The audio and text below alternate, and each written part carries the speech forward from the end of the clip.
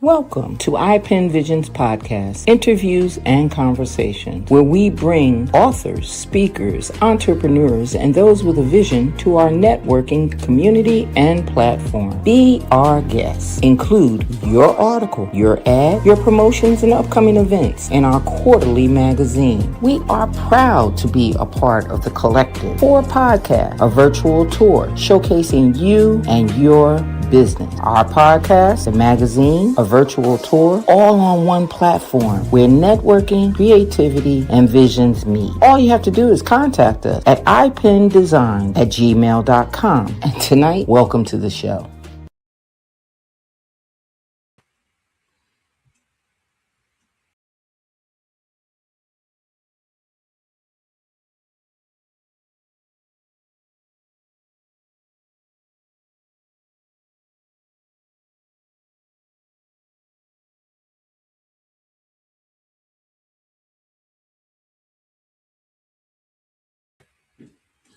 Good evening, good evening, good evening. My name is Nanette Buchanan, and this is iPen Visions Interviews and Conversations.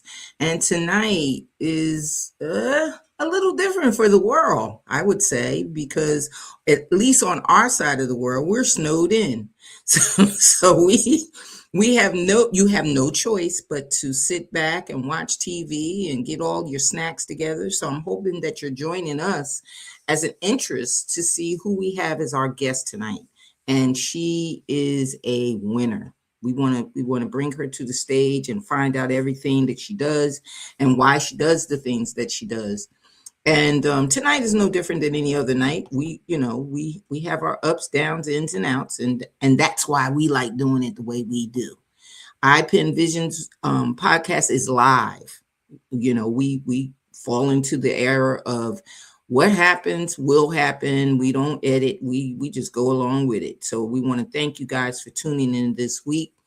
And my co-host, who she moved to Puerto Rico. She's now in Dallas tonight. And for some reason, the Dallas area, she can't get things to work. So we're going to bring her in when she comes in. We'll make sure that we tune her in. Everybody knows who Felice is. So we'll be bringing her in once she joins in. But I don't want to delay any further in doing what we do here on iPen Visions. So tonight we have a special guest, and our special guest is from the Fayetteville, not from Fayetteville, but she's from the North Carolina area. She's from Jacksonville, North Carolina. So we want to talk to her all things North Carolina tonight. So we want to bring her in and talk to her about who she is, what she does, and let's just get started and see, where we are. And like I said, I'll bring Felice in when she joins us, and we'll do all of that. But tonight's guest is KC Farrior.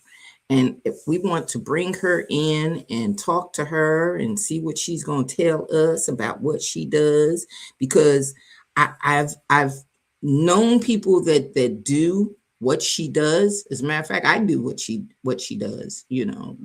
We have a lot in common. So this conversation could run forever and ever. Amen. But I enjoy the idea when people can take what they do and expand it. And that's exactly what this young lady has done. So welcome, KC. Good evening. How are you, my dear? How are you? I'm good. Thank you for asking. Well, I am so happy that you decided to join us tonight. And how you faring the weather? It's cold.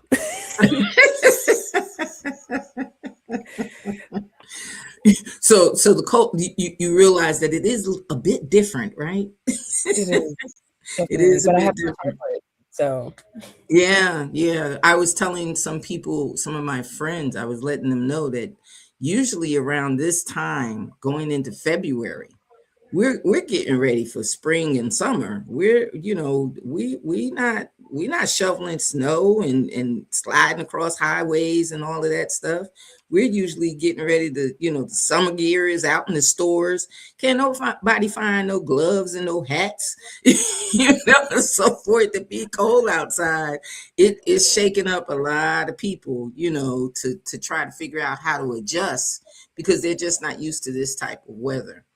But before we go in further, what we usually do is the very first question for our guests is we don't introduce our guests. As you notice, I just said KC, KC Farrior, and that was it. We don't introduce our guests. Felice has joined us. Let me just bring her to the stage, and we're gonna spank her hands because she's late. But we're gonna bring her to the stage though. Hey, girl. That's because I left Puerto Rico. Yes. You left Puerto Rico. Well, Hi. let me introduce you to KC. She's our guest for. Put my hand out first.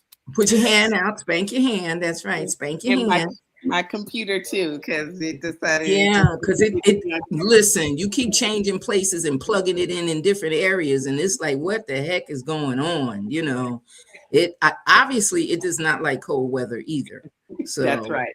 Okay, enough about me. How about our lovely guest? Yes, our lovely guest. I just wanted her to know that we cut up here, KC. We do cut up because we just don't do things according to the proper protocol.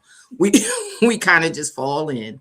But as I was saying, we want you to tell us who you are, because we kind of know, a little bit about you, but we want the audience to know some of those things that you do. So could you tell us who is KC Farrior?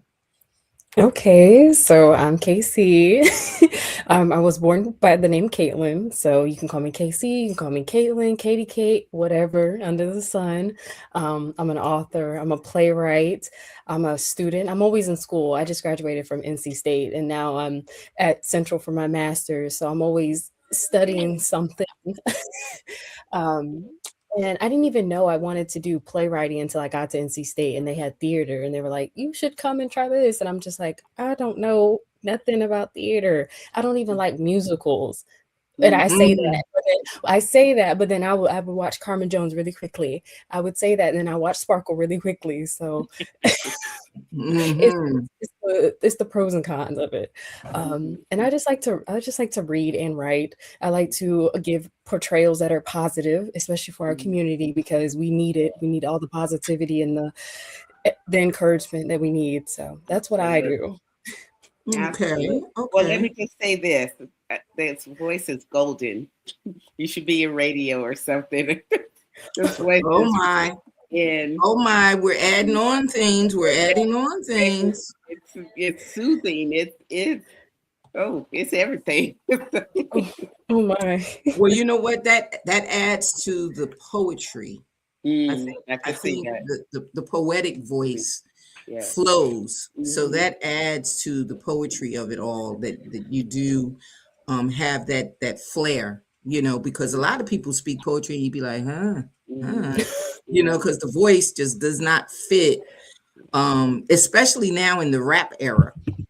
It's some people rap and it's nothing but poetry when you're dealing with rap. So, it's the rap voice, but you actually have that poetic, poetic flow. It's melodic. It's beautiful. Yeah.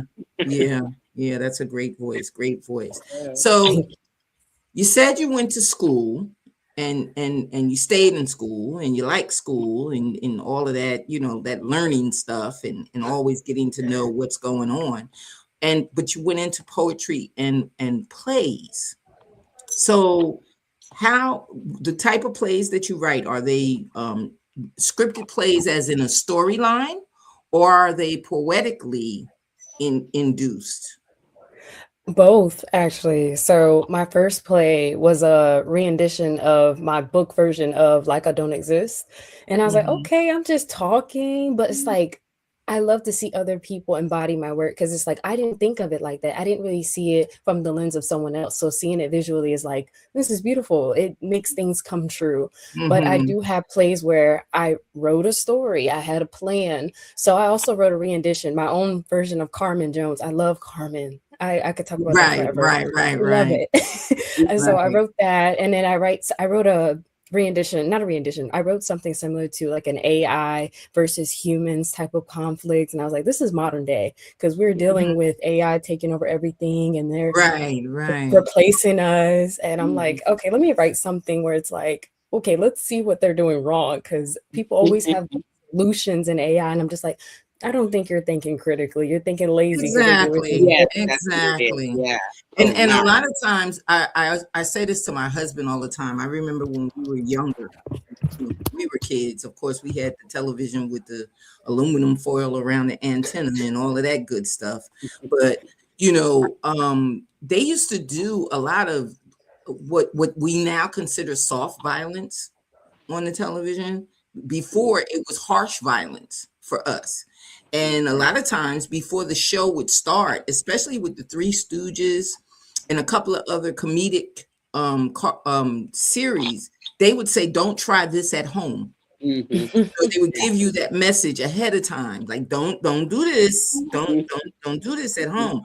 Well, now you have things that are far worse as far as violence is concerned, and no one's telling them that this stuff could hurt you. This Yeah. this you Yeah, know but Nanette, they're getting it from home. The first 48 they saw, That's yeah, true. that's true. That's so they're true. getting it from home. So That is so true. That is so true. What difficulties have you found in the conversion? Because I know in writing my poems, I'm a lot different than you. My thing is, I'm not trying to write to get someone else's reflection. I'm writing to kind of put it out there that this is what the thought is. You can take it or leave it, and Right. and basically I started writing poetry for me, whereas you Mm. started writing poetry to integrate.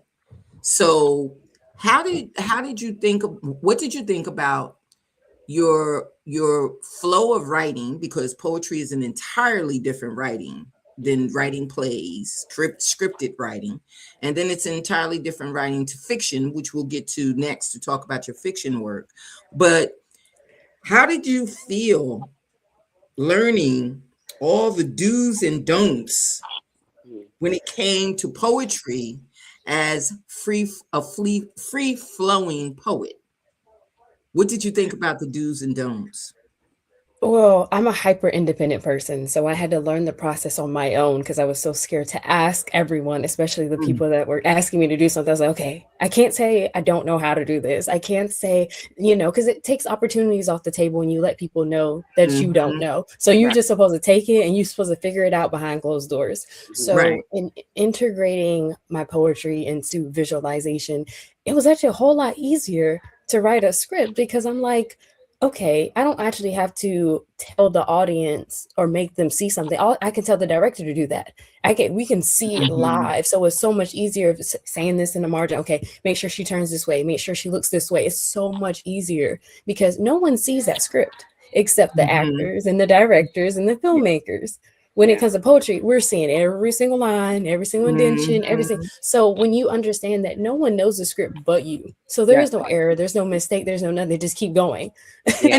So And that does make it easy, and that does make Mhm. you clarified that a lot easier than I took it. Mm. Because my thing was, now I got to cut out all of this stuff. I got to take all of this stuff back out. And I guess when you're doing it right from, your creation is the play Mhm. as opposed to an adaptation. It does mhm. make it easier, because see, mine was just the opposite. Mine was the adaptation. So my thing was, what? I got to get rid of what? I got to take out Mhm. what? And then, like, okay, if I take that out, they're not going to see. And then it was, they are going to see it because Because it's they got it's to on see. the stage, and Yeah. they are going to. And I had to readjust to that. So that's a thought for people that are looking to write, but they don't want to write all the added verbiage. They just have the pinpoint of the story, because everybody wants to take shortcuts. You know, Oof. everybody wants to take shortcuts now.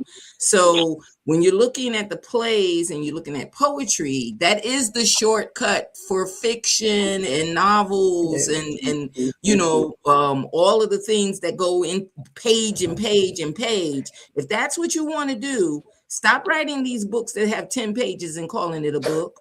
Stop doing that, because people that are reading books or reading a story, they need to Mm. see all of it. So you need to write all of it. So that brings us to your fiction work. And your Oof. fiction work, yeah. Your fiction work is serious, ma'am. Oh, you Yes. can't cut corners. I will say that you cannot cut corners. Even I'm saying when I write my plays, I'm like, I really don't have to say that. I really don't have to do that. I could just tell the director what I want. I don't have to do. But when you're writing a fiction book, you have to write every slow mo, all of the exposition, the rising action. You have to write it. All the boring scenes, you have to write it because it builds up to the Exactly. climax. So if you're not building up properly, you're not going to have that aha, ooh, I like that, or the resolution is like worthy of it. You don't get to that. So fiction is so hard because you think so much up here, but turning it into something is it takes dedication It and you takes can't that shortcut patience. it. And You're it gonna have takes to go. time. It takes It does. time. It does. Those people that say, "Oh, I could write a book today and it'll be out tomorrow." No, you can't. No, you can't. Whew, No, you no. can't. It's not going to work that way.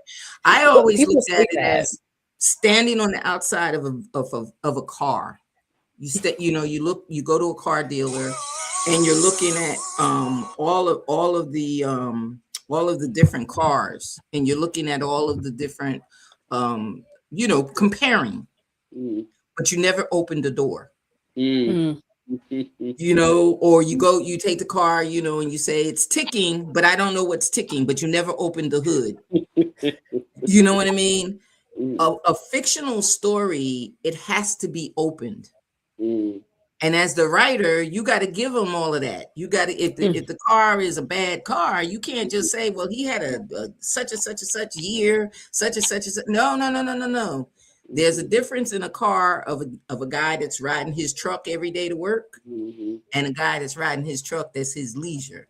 You got to show them the difference. So in your ride through your fictional novels, what has been your most difficult to bring forward?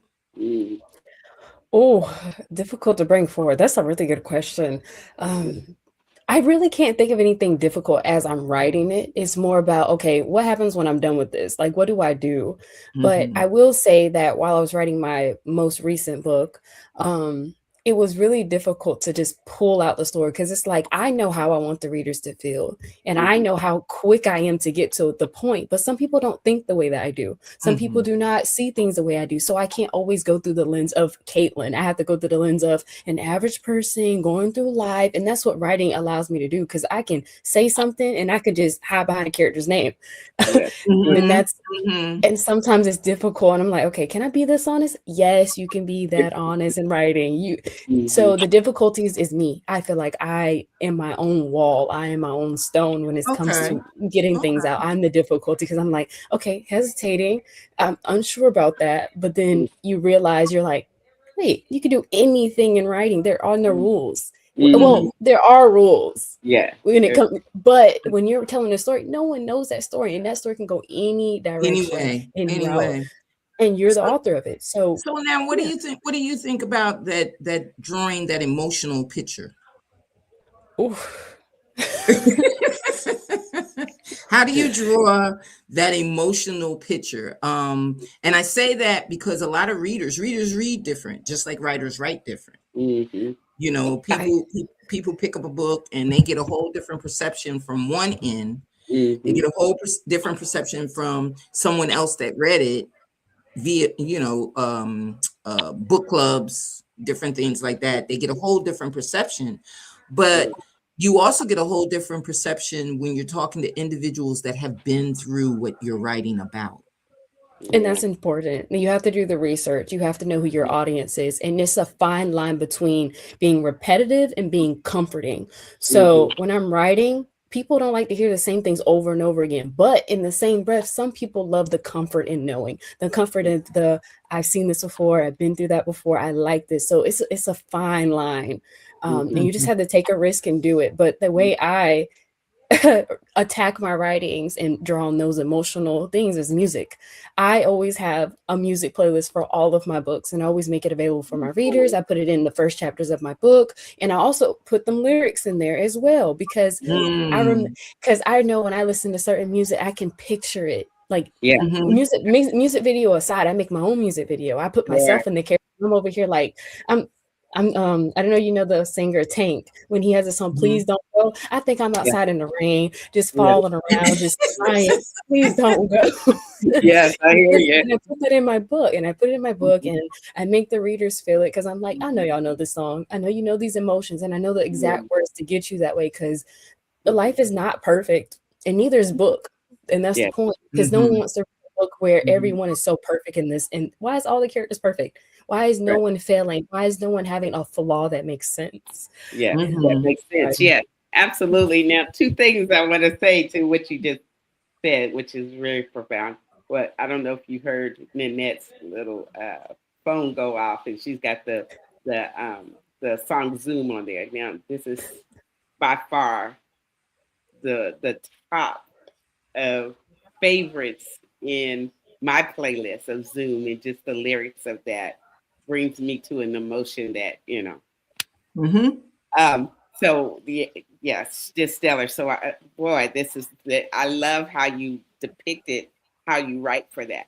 But my question is, especially when it comes to fiction, how do you balance saying what you want to say with, you know, remembering your audience? Because most times when you're writing a book, it's an idea that comes from you, not necessarily to, you know, please a certain audience. It's just to tell that story. So how do you find that sweet spot of telling your story and then understanding that there is a specific audience? Because I think a lot of writers or people in just general tend to put the receiver as a higher priority than the message that you have to give. So it's got to be a balance. So tell me, what's your secret? Okay, so when I first started writing, I was a people pleaser, audience pleaser. I wanted to do everything in my mind to make a reader happy. But then I was like, but I'm unhappy, and that's not authentic. That's not okay. That's lying. Why would I lie? So I had to become selfish in my writing. I have a message. I'm going to tell you my message. Either you receive it or you don't, because at the end of the day, you will always have an audience. So I tell people this all the time. If someone doesn't like it, that's fine. The best books have been thrown in the trash can. The best books have been shamed. They are banned books out here. You really think the author cares? Do you think Toni Morrison cares if you don't like her book? Yeah, no, there is an audience, and that's very profound for people to know, because again, the book and the message will find it, whoever it is. In my thought, that it will find the person that it was meant for. And a lot of times, as you just said, you know, there's tons of people that find it, but the message wasn't for them. And even when the author was shopping it around to book houses, you know, how many of our best sellers were rejected by other publishers countless times until it found the right person.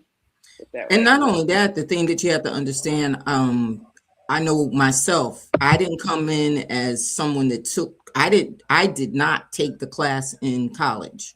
I didn't. I graduated saying to myself, if I don't ever have to write another English paper, I'm okay with it. I was like that. I did enough Shakespearean stuff and plays and sonnets and all of that stuff in high school to totally turn me off to, I don't even want to know. But what I didn't know was in between all of those classes, I was writing poetry. But I became a selfish poet because just like Felice said about my everything I do is with conscious.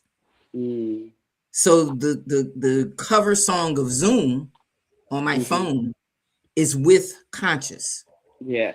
That's why it's that song on my phone.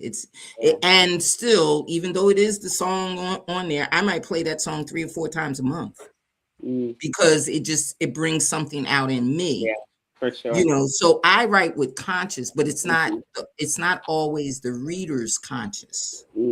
So I really applaud you for taking those people in consideration. But I also have found that a lot of times, even though you put your heart into writing it so that they could understand, they still don't understand. Or they still pick it apart because they wanted to say what they wanted to say or to fit them totally, So you find out in short that book clubs, who are the top readers, those that gather together to read the books, book clubs and other people, it's just like us watching movies. Sometimes we say, I don't want to watch that movie. It's a gangster movie. I really don't. And then you find that there's a love element in the movie where it's telling a love story that you didn't even think was going to be in this gangster story, and you're like, oh my goodness, this was the best love story. And everybody's like, that's a shoot 'em up movie. No, you got to go back and think it's a love story, So it depends on the audience and what they do. So you already said that you take the what you put into the poetry and the plays and everything else. Is there a set process, or is it every time you do it, depending on the story, you have to conform to the process? For every single story, there is a different process for me.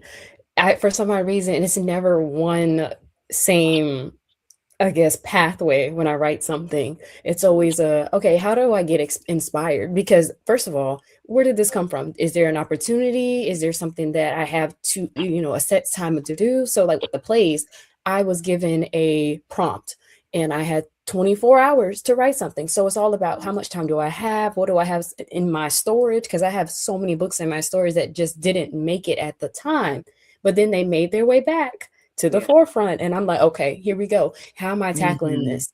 And tackling is different every single time because it's like, how am I feeling emotionally? Because when I'm going through something, I write the best things. But when I'm not going through something, I feel like a drought. I'm just like, well, dang it, life was good, right? Right. That is so true. That is so true. Like some of your better stuff comes out then. And not only that, it also fits into the period of time that we're going through too. Because if you put out a book, that references a certain climax of time, you jump on that book, then you have a certain audience, but then it dies down after the climax has died. The audience backs up. I think there's a lot of repeat in history though, because we see a lot of what's going on today. There's a lot of books that were written maybe 50 years ago or 30 years ago. And I'm just like, oh, see how history is repeating themselves? Because we're not learning. We're not learning. We haven't learned. At all. So it's interesting that when you said that it's repeating, and then just in my brain, it's like, really? Is it really a repeating, or is really just a continuation? Because we didn't learn anything. So there's So I'm want to say not a repeat. I'm wanting to say we never moved past it. It just kind of looked like we did, because we definitely, if we got it, not even together, but if we got it, then it's like there was a deliberation of going away from it. And I really don't think that ever happened. I like and that. That's just the way my brain is thinking here, that we never did go past it. We just, I like that. Evolved into worse. Right. And not only that, the thing about it is, as a writer too, you have to be so conscious of not stepping on everyone's toes. While you're exposing what you want to expose, you have to be so careful about it. So your inspiration, you might have been inspired to put out this book to give a message, but the message is within you. How many toes are you stepping on by putting that information out? How many toes? And then when you say, but I'm a writer, I write what I feel. Most people don't look at it that way. You're supposed to be writing for them, you Right. know? It's writing is a liberation though. Like if I'm not stepping on toes, I'm not doing something right. I mean, that would Exactly. completely negate like the Angela Davises and the Sada Shakur. They all stepped on toes. You're gonna step on toes. You're going to People are step on always toes. not gonna like it. Someone's Mhm. someone's always gonna be a pick me and say, I didn't like that. Can you give a real full form reason why you don't like it? Or you don't Mhm. Yeah, you just but again, if they don't like it, it's because you are calling to their attention and to their consciousness Mm, of an injustice or a Mhm. wrong or something like that. And okay. Even so, in romance, yeah, you know, people want to pick sides. You mm, know, well, he was romantic and she didn't like this, or she was mm, romantic and he didn't like that, or he mhm, should have approached her earlier. Why mhm, didn't they get together before? You know, it's always something that a reader will look at and say, shoulda, woulda, coulda. But like you said, Felice, they're mhm. doing that because it's from their point of view. That's right. You know, it's from their living and what they understand should Mm, be or shouldn't be. And none of us are experts in life. sure. Life, Oof, you know, at life does all. what life does, you Yeah. know. So we're Mhm, not totally experts in that. And mhm, then that brings us to the story that I wanted to know about. I mhm. wanted to know about this. That new book. That new book that's dropping in where we at now? A couple of hours? Yes, tomorrow. Yes, we got a couple of Woo-hoo! hours for this new book to drop. This new book, Swipe Left. And I was okay when I saw the title. I said, "Oh, swipe left. Wow, that's like giving you definite directions of which way to go." And then it says, "Love is an actor." I was like, "Hold up, wait a minute, I wait a love minute, It wait is a true. minute." So It's now explain the title first. I will. Okay, I even wrote a blog about it because people were like, "Why didn't you say swipe right? Swipe right. We're supposed to be swiping right on love." No, no, no, no, no, no. Yes. This this is about the times that we go on these dates when we should have swiped left. These are these conversations that we had that we should have just ended up blocking. This is Right. about real life because there's so many times I find myself in my past and I'm like, why did I swipe on you? Why did I have a conversation with you? All these bad experiences. You should have been a swipe left. You just Yeah. swipe left, and then the rights are always wrong. So Okay. Now that makes sense. That makes sense. So one of the things that you put, and we're going to go through each of them because I oh thought that this gosh, was so profound. Questionable chemistry. So that's a swipe left. give or Right. take, because okay, okay, because sometimes it's like, do we have chemistry? Are you pretending? Because some people Yeah. pretend their whole personality and Hey, Yeah. pretend they like the Yeah. same things you met. Because I've met so many people, I'm not trying to bad mouth anyone. So okay. Mhm. Mhm. It's like I meet them and they're like, "Oh yeah, I want to do this and this and this," because mhm. you're trying to mirror my drive, and that's Yeah. not what you are. Right. And Right. so Right. it's like, "Oh, we Intuitive. got chemistry, Right. this, that, and the third," and then the whole time that was a lie. Right. Right. You know, Right. Right. so it's like, Right. do we have chemistry or are you just cute? Like, do That's do we right. have chemistry or am I just lonely? Yeah. Like, do we have chemistry? Right. I just haven't done Right. this in a minute. Yeah. So it's up in the air. Right. Because Right. nowadays, especially in this dating algorithm, and cute, but it's always kind of has been an algorithm, but now it truly is. And so your representative shows up in Oof. masking because because there's certainly an agenda, and whether it is legitimate or not, there's an agenda.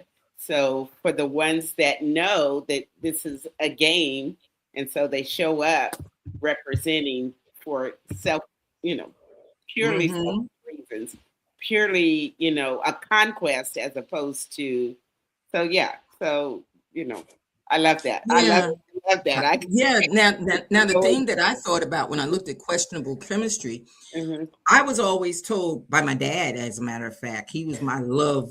Listen, let me tell you about this love thing, you know, and he was the one that gave me the Mhm. schooling on these cool dudes that would talk Right. to you and all of that. Mm, And he would say, you know, now talking to them, you don't want to rush into anything because in 30 days he may change.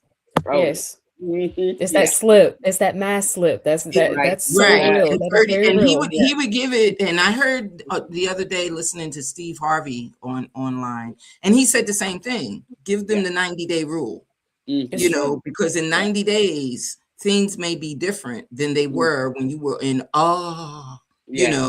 So The that honeymoon. chemistry is important. That Mm-hmm. chemistry is important. And like I said, my dad said that automatically. He said he gave it 30 days. He didn't Uh-huh. give it 90 days. He said in Mm-hmm. 30 days, their Mm-hmm. personality may change. You may be wondering, well, why are they doing the things that they're doing? Or why are they Mm-hmm. talking the way that they're talking? Watch how they talk with their friends, because how they talk Hmm. to their friends is usually them, and how they talk to you is usually that put on. They put on Mm-hmm. that air to get with you, and Yeah. then it wears off. So that's the questionable chemistry. Now Mm-hmm. you went into modern dating. Mm-hmm. What Is there is such a thing? That's what I was getting ready to say. What is what? I I mean, don't think I so. understand about the online dating and the Oof. hooking up online and all of that stuff, and like I hate it with a passion. The TikTok pick me up. Hey girl, Oof. Mm, you got a pretty smile.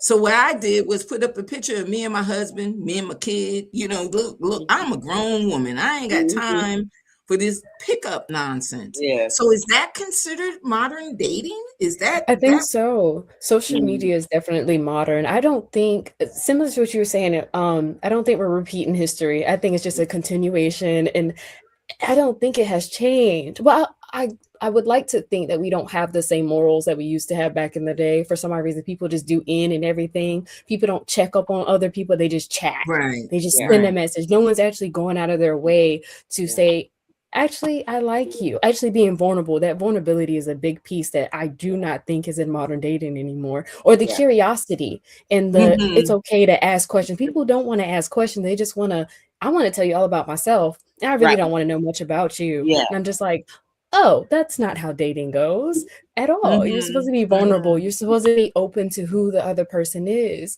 Uh-huh. Um, Well, or fundamentally, we've gone away from relationships. Fundamentally, that's just all it is to it. Is there's no relationship. You can't have a relationship on a computer. There's a barrier in between, and again with this now we can do filters. So I look a certain oof. way. So you're catfishing all the time, right? You're catfishing, and you put again, your representative shows up, and so as long as you can pretend to be the representative and not your true self, it's never authentic. It's never off. But Never. and you know what? It's funny that you say that, because I remember I remember these two phrases, Mhm. and I was saying to myself, now I know I'm old. I just defined myself. I was like, yep, I'm old. Because the first time I heard of catfishing, I was like, wait a minute, weren't they talking about a relationship? Weren't they talking about they went fishing? Like what is Yeah, catfishing? And then when I found out what it was, yeah. I said, oh my God, how Hmm. stupid am I to think that they were Yeah. going on a date to go It wasn't fishing? stupid of you. What made me think they were actually fishing? Yeah, And then I said, and why catfish? yeah, What is it? yeah. And then it turned right around to on a Mhm. whole different, level. Like you said, Mhm. we're doing this computer dating and everything else, and you got to know the verbiage that you're using. Mhm. People were like, you ghosting me. I'm Yeah. what? What do you mean I'm ghosting you? You know, talk the way that I understand it, and Mm. understand this. I'm married. Stop contacting me about Mhm. any of this at all. It doesn't matter that I ghosted you, sir, because if you're not interested in my books or what I do, we Mhm. Mm-hmm. don't have anything in common. Yeah. So Nothing. they don't look for the commonality Mhm. at all in the dating idea. Like you said, they go for the picture, they go for the appearance. Mhm. I don't think anybody knows what another person does as far as a job or where a Yeah. lifestyle or how Mhm. you live in. They're just Mhm. going at this proposed profile that Mhm. you've now put on the computer. Yeah. And I guess that is modern dating. To me that seems so ridiculous. Like, why would I marry somebody that I met on a computer and never, that's like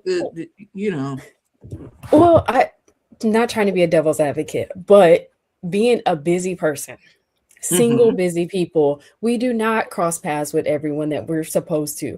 Like, we have different time schedules. Like, I might go to the store at a different time. A really cute guy goes to the store, but then we never know, but we're in the same city and we never pass each other because timing is not right. So when you get on these dating apps, it's like, oh, this is easier, it's more convenient, it works with my schedule. And the whole point of about it is that you're trying to get off the computer and into real life and trying to Right. Oh, schedule, okay, okay. when can we meet, when can we, that's what you're Absolutely. supposed to do. You're not supposed That's to live what you're your whole supposed life to do. on the That's what apps. you're You're supposed to supposed to do. meet and leave, meet, Yeah. leave. Uh-huh. And but And people just do it so forever. right. And so that's why I said there's no relationships anymore, because Yeah. the effort is taken away from everything. You know, I laugh at my granddaughter and even my daughter and son-in-law. You know, my granddaughter is 21 and she doesn't have the need to drive a car. I mean, it's a low priority for her because she can DoorDash or Uber everywhere she goes, right? And I'm like, when we were growing up, we couldn't wait to get outside. We couldn't wait to get in the car because, and there was effort in doing all of that, right? So Mm-hmm. there was a reward for it. But now, no, just sit at home on the phone, dial up somebody, and it's so funny because the person that delivers the food just knocks on the door and leaves, right? Mm-hmm. Never. Mhm. That Yeah, connection piece is missing. We're not No, actually missing. connecting. no, Mhm. no The anything. the human side of it. Mm-hmm. But The I Yeah. thought that intimacy of it I thought all. that I thought that this was cute and funny because I could think of so many different ones that I had. The funny bad dates. Mm. The funny bad dates. Oh I my thought, goodness. on one end of that, somebody just thought it was the bad date. Mhm. Yeah. You know, One of on them did, but the other one, the other one thought Uh, it was comical, but but on one the end, somebody was like, "This wasn't funny. This right? was just a at bad all. date." Like, this was awful. Like, there was no fun in this, but you thought you were in love and I'm over here struggling. The next date, I'll call you later. No. No, No, no, don't call never, me. No. Mm-mm, never, never. No. mm-mm. No, Yeah. And, that's and what and you look literally, you look right at him and go, I changed my number yesterday. literally. I Well, changed, to that changed my point, number. again, as in real life, like when you meet somebody, like, in the grocery store or, walking down the street and something happens and you meet that person at that time, there is, there's an authentic, connection because, when you meet that person more organically, it wasn't contrived. When you're on Mhm. the dating apps, that's You the set up focus. to date, Yeah, right? you're setting up as opposed to meeting someone organically and just like, ooh, true Right, chemistry. right, right. But Chemistry. Go ahead. But you have to have the courage though. Yeah. I don't, for some odd reason, it's like a lot of men, not a lot, because I can't speak from all. They hate when we generalize them. But Mhm. in real life, Yeah. they don't have the courage anymore. They don't have the courage to Yeah. walk up to you. They don't want to stare too long and then they just let it go. I need someone that's going to just be like, I don't care if I'm staring for too long. I Right. like you. I Exactly, Right. want you, Yeah. and be exactly. absolute in how they feel. But people are just too scared about what if Yeah. this person, what if this, you're worried about the wrong Mhm. thing. That means you just Yeah. don't want them that much. Well, not only that, Um, you're not Right. coming real. You're not authentic Mhm. yourself. Yeah. You're not authentic because if Yeah. you're and it's funny that we say this, and Felice will laugh when I say it. My husband has the type of personality that attracts Mhm. people for some reason, even babies, like babies will wave at him in the car as we're riding by, and I'd be like, there goes that spirit again. But he mhm. will literally attract women. Uh, And they have literally, because the women, like you said, are bold. yeah. So if we separate in the store, Mhm. no doubt a woman has found him. No Oof. doubt. No doubt that a woman, they call him by, I've had women call him Reverend. I've heard women call Oh, him, by another name, like Dean. And it's Mhm, gotten to the point over the years, because we've been married so long, it's mhm, gotten to the point now where I play it off. Look, take him home. He'll be back. He'll be back. Go ahead, take him home. He'll be back. But it's something about the chemistry, mhm, like you said, just looking at him. And sometimes it's when he's dressed. It mhm, has happened when he's going just to the store. You mhm. know what I mean? And then sometimes he's just in the car and they just wave at him, and I'm like, who is that? You know, So if I was the type of woman that was that aggressive type that wanted to get mad every time, our relationship would have a problem, Sure. yeah. because it would be questionable as to, well, you must be doing something. Right, right, right. But I've been with him long enough to know that he's looking at me, I'm looking at him, and he's going, "What she call me?" you know. And I just go, well, let her know you ain't him. Just let Right. her know she's got the wrong one.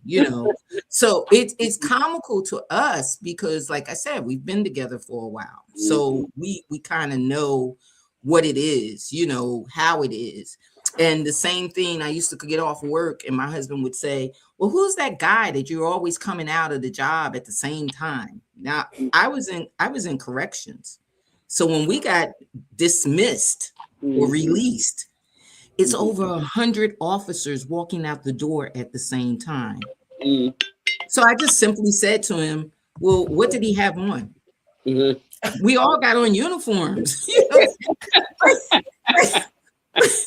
Come on. So we have to be authentic Mhm. Mhm. in Yeah. relationships to understand how relationships work. Yeah. You have to understand how they work. So those Mhm, funny bad dates, a young lady contacted me about a month and a half ago, and she said she went on a date. She didn't know, like you said, met him online. She mhm, didn't know how the date was going to go. They met at a restaurant. She didn't have him pick her up. She, mhm. she had an Uber because That's she didn't good. know him. Yeah. He had an Uber to the restaurant. He met her at the restaurant. They sat down at the table, and she said the conversation went into the yo-yo-yos and the, I'm saying, and his Mhm. Oh, language was kind of like way, like she was Yeah. like, oh, and mind you, she's 50 something years old. Oh. So that's a she no-no. don't want to Mm-mm. hear all of Yeah. that yo-yo-yo stuff. And then when it came I time, don't. Yeah. Right. when it came time to order, Mhm. he was like, well, I thought they was gonna have fries. I didn't know they was that kind of stuff. She said she got up and went to the bathroom, and when she went back past that table, she kept right on going past the table, and she had called the Uber while she was in the bathroom. So That's what one of my characters did. That's what she did in the you book. know, it's like, Thank the good how, Lord for Ubers. what in the world? Yeah. This is Yeah. and we laughed about it. She and I, Mhm. she's like a daughter to me, but we laughed about it. But I told her, good for you. Good for Mhm. you that you didn't have to sit and kind of convince him That's that the right. date That's was why I over. was like, thank goodness for Ubers, Exactly. right? Yeah, that she didn't have to convince him that this is not a date that I want to be Yeah. on. This He is knows not what he's what I doing. do. Yeah. Yeah. What are you talking about? And she cooks. So another guy wanted her to just constantly bring lunch to him. Using. You This have a is not a purpose. date. Using. Mhm. Right. So we have to get out of that. And then Mhm. the funny thing about it is, in this new book that's coming out, you cover all of these. You I cover did. all of these areas, which I think is phenomenal, especially for the younger generation. Mhm. The other thing that they're having problems with is identifying who they are. You Oof. Yeah. know, Shouldn't be Greek, dating if you don't know that though. You Right. should yeah, Right. not, because now you're going to either mirror yourself and be just like that guy, or you're going to try to chase whatever you think that guy wants, and it's not hmm you. So figure out hmm who you are first. That's why I'm talking about that algorithm. You, just like social media, you train your algorithm. Whatever you input is what you output. That's what you liked, that's what you repost, that's what you disregard. It's an algorithm. Love it. it's so many different things, and Yeah. bad is not one Right. of them. That's not love. Right. That's So even like when somebody said, "What is your love language?" I said, "Who? What is my you have what?" to know, You know, those are but the important thing about it is, though. I didn't grow up trying to figure out Yeah. what my love language was. I was Yeah. too busy trying to figure out what their love language was, Right. so Right. that I could fit into, does it Ooh, fit what, does he like sports? Does he like this? Does he like that? Does he like to communicate? Does he like, and Mhm. if he doesn't, do we grow into that no, realm where he will like no, sports, or he will like this, or he will like that? nope. What does he like? Can he, that's the way we Yeah. were taught, Right. because Yeah. in our group, it was more or less that you're trying to satisfy him, and then in that satisfaction you will satisfy you. Mm-mm. In Yeah. So hopes. Yeah. It's as really and Ooh, listen to helpful. me And now, it as really isn't the definition of love language as love is supposed exactly to be. It's but just the I thing is, receive love, not whether I like this a certain I way. like it or That not. is really how I receive love, how I process the thought of feeling loved, feeling and knowing that I'm loved. And It's it took me until, I want to say, maybe 3 or 4 years ago, my mhm. son said, "Ma, your love language is communication." I said, Because "Oh." you love someone to sit and talk with you. I That's said, the love "Oh, language. really?" Yeah. I said, "Is that, can you only have one love language?" He said, "No, you can have more than one, but that's your main mm. love Yeah. language." Yeah. I said, How you "Okay, so give and no, you know receive. what I did? I told him, now go in the room and find out what your father's is." Well, but here's the thing with that too, and you guys were talking about this just a little bit ago about how a man, since we're all women here, how a man would approach you, and not, and that comes from that self love as well. So Hmm. loving thyself, knowing that when I love myself, I'm in a space where there it's kind of a mirror or a manifestation. I love me, so therefore the person who I'm interested in will reciprocate the love I have for Right, them, because I'm showing and up vice versa. as women choosing themselves. Mm, I'm showing up as that. I'm mm. showing Mhm. up just as that. Me Well, choosing, this is me, mhm. this is what I do, But this is how I do. I like the word love more than Right, choosing, because right, again, right. Mm. we could choose wrong all the time, and we do, All day. and we Yeah, that's true so too. I That's true I too. really like women loving themselves. That's true Because too. That yes, yes. when a woman loves herself, she's Mm-hmm. also not in the space to condemn someone else or look down on another woman or another man or Mhm. anything. Because if you love yourself, you don't care what anybody else is Anybody doing because you says, have Exactly. it. You have it. You don't want to take from Mhm. right, anyone else because I you could have care enough. less. Yes. And that's exactly how those women look at me kind of crazy when I say, "Oh, you can take him home if you want to." Right. And You're they look at me, secure. and, Because you're you, always looking for that reciprocal thing. well, not only that, my thing, again, growing up in the era that I grew up in, I've been in relationships where they did go bad, So yeah. where he did decide to step off with that extra, Hmm. and then years later come back and tell me, I shouldn't have done. Well, sir, that was So, your Mm, choice. it's a right. That's what you choice. chose. Choosing. you know Yeah. so I chose the fact to help you. I'm Yes. going to help you with this. You Yeah. go ahead and Hmm. do whatever you're going to do, Right. and Please. catch me on the background. Hmm. And when you do catch me on the background, keep it in mind that I know what happened. I was there. you know I, so Yeah. we have to be in a position of understanding who we are, and not Hmm. becoming the parallel of who Hmm. we want to love. Yeah. Mm, We can't become that parallel, or either, in this day and age, finding that friend Hmm. and loving that friend, be it a male to a male or a female to a female, and assuming that that's where I am in life because I love them more than I love another relationship. Mm. That's not necessarily true either. Just Yeah. because I have a girlfriend that I go out with and we hang out and we're parallel to each other, that does not mean that I don't have a want or a desire to have a heterosexual relationship. That's You right. know, it's not that I'm pushing myself all the way to the left Mm-hmm. simply because I don't understand who I am. So Yeah. I think you're absolutely right that we have to choose who we are first, or Mm-hmm. love who we are Love first, who we are you first. know, before we even go into making those choices of uniting with anyone, Yeah. regardless if Absolutely. it's the same sex or the opposite Mm-hmm. sex.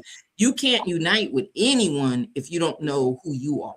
You Right. know, you got to know who you are, and especially in a relationship, you got to know, you know, where am I in this? You know, you got to see yourself in the Mm-hmm. relationship Mhm. some kind of way. You can't do that. You have So to have a baseline you Yeah. got to, because if you don't, you'll find yourself all over the place. everywhere, everywhere. Yes, You know, absolutely. And it's not fair to anyone that you're in relationship with, whether it's your platonic girlfriend, whether it's your best cousin, whether it's, right, all of that, right. whether it is romantic, again, the the the the loving yourself is the most important thing, because most of our society right now do not love themselves, but they're requiring others to love. Mm. So you're Mhm. putting on something onto someone else that you refuse to do for Do yourself. for yourself, for yourself, That and not that's a only lot of that. baggage. Yeah. Yeah, and not only Yeah. that, I'm upset with you because you won't love me like I love you. You Yeah. know, Right. and Right. Crazy. I don't have myself in order, but Mm-hmm. I want Right. you to love me like I Yeah. love you. And a Yeah. lot of times that's leaning on you, that's, you know, getting what I can get from you, that's Mm-hmm. That's not attaching love. myself, Yeah. and That's that's not not love. love. That is We It's not not don't love. love. understand that as love. That's not You know, love. we have to understand what love is. One of Mm-hmm. your quotes that you said that I thought was profound was, how can you be an artist and not reflect the times? Mm-hmm. Well, I think Mm-hmm. even in art, even in the drawing art, and even in our writing, Mm-hmm. I say the same thing you said earlier, that no matter what we pen today, it's a continuation of yesterday, Yeah. that it will always reflect, Mm-hmm. because we're writing from what we know, or Right. what we've seen, or what we've Mhm. experienced. Mm-hmm. You know, anything that we're trying to put out, we're Mm-hmm. putting it out from the reflection Mm-hmm. that we've seen. Mm-hmm. Even if we create it, somebody may come up to us and say, you know what, I just read so and so's book and it was about that too, or I read something that's old from, you know, someone, that a music song, you know, or poem or something, I read it somewhere, you Mm-hmm. know, and that reminds me of the book you wrote. Yeah. You know, so I think it's a stepping stool to it, that, you know, no matter what we do. And another one that you did, I didn't write all three of them, but I did pick up the two. Sometimes you have to step outside the person you've been and remember the person you were meant to be. Mhm. Is that left eye? Yes. Yes, it Right, is. I love right, it because, yeah, right. this I is too. thought of that and I said, oh my God, she's finally learned. Well, yeah, yeah, Yeah. well, Yeah, so yeah. and it is about evolution here, because you God plants a seed in us when we're born, and it is meant to grow and manifest into something other than the seed. Mhm. But Mhm. what's really interesting about that seed, if you look inside anything that has seeds, they've spawned new seeds. So, like Mm, a mhm. couple of months ago, I was carving a pumpkin, and as many times as I've eaten pumpkin seeds and never kind of like just thought about it, it comes from this pumpkin. But then when you cut it open, it is chock full of more seeds, right? Mhm. And I'm like, wow, because this big old pumpkin came from one of those little seeds, right? But then that little seed morphed into this pumpkin, and this one was a pretty large. but inside it has replicated itself to that. Mm-hmm. So, Mm-hmm. so again, that seed is meant to grow into something else. And Mm-hmm. so again, and those other seeds couldn't be harvested unless that pumpkin, was cut, right? So there is this great evolution, the way God intended it to be, is that seed, and you don't know by looking at that seed what it's going to be or No, how it's going to look, no. how it's You going to you manifest. kind of have an idea, but you Well, have no maybe idea how big the now. pumpkin is going to Yes, be, yeah, how and sweet the pumpkin is going to be. You right, don't know all of that. and it in no way, shape, form, or fashion looks like how it's going to be. Mm-mm. Because Mm-mm. the pumpkin seed is flat, it's white, it's got this outer shell on it. Now, how the heck Mm-hmm. do we get from that to this orange thing that could be this big or this big with a green stem on it that grows from the ground? Mm-hmm. A successful process, that's how. You have to Exactly. have a successful process and fertile ground. So you Right. can't grow your seed if you don't Yeah. have fertile ground Yeah. and a good process. And some Hmm. And seeds are not meant to grow, and Yeah. and that's not okay. only that, you Yeah. say fertile ground. I have Mhm. a poem that I wrote, but I used the picture of this beautiful flower Mhm. that grows between the crack of cement. Yes. I always am marveling at that. And the thing about it is this flower wasn't meant to it obviously, because of the type of flower it is, it was supposed to Mhm. be in a field of those type flowers, Well, of course, or at yeah. least or at least a bed of those Hmm. type flowers. But Hmm. here this flower is between a crack of two pieces of cement, Yeah. and it's just one flower.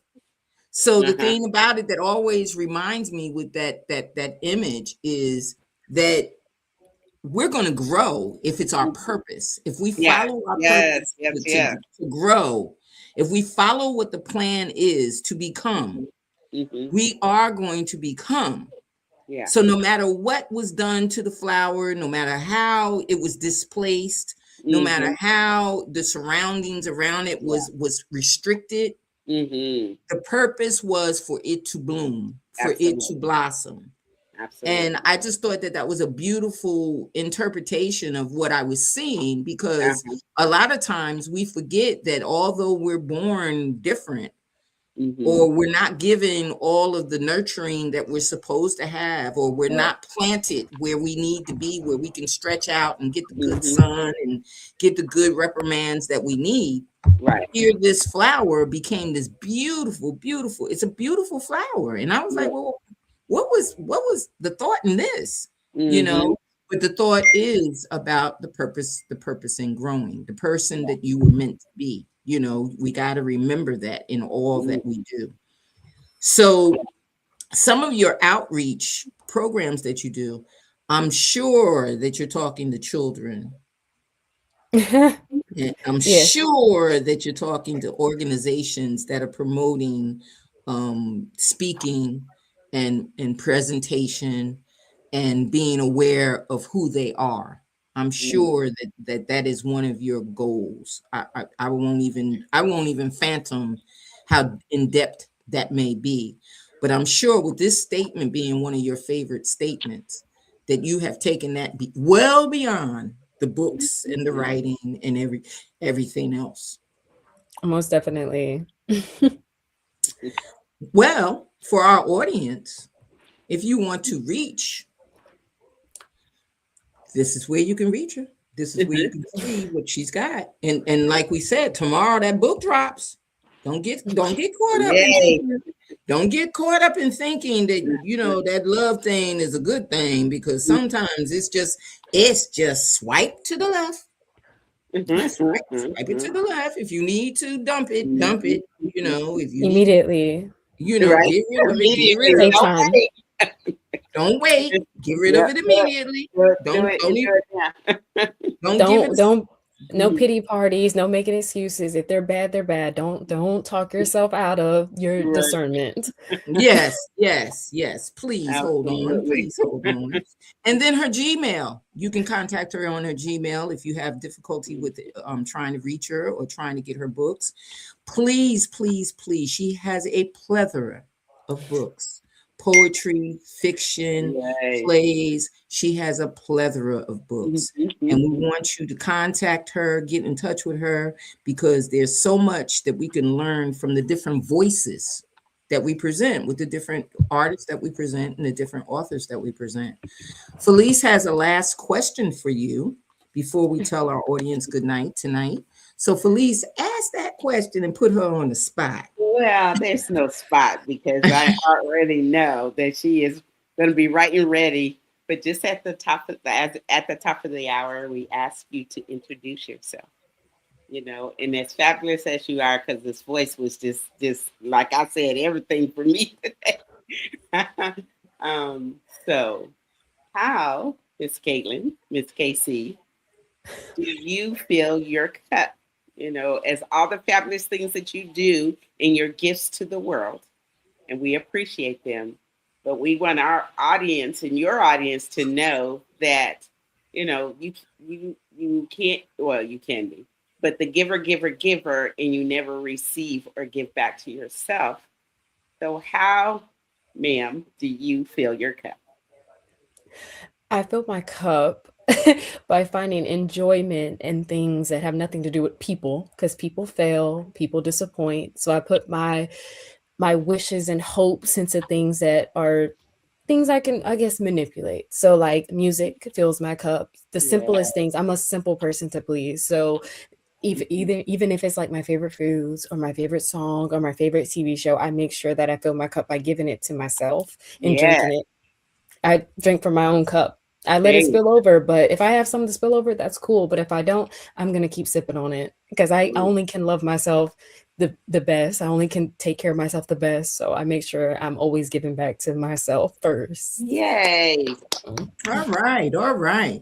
And we want to encourage everyone to understand that is the point of your day, or at the end of your day. A lot of times we go into the new day stressed.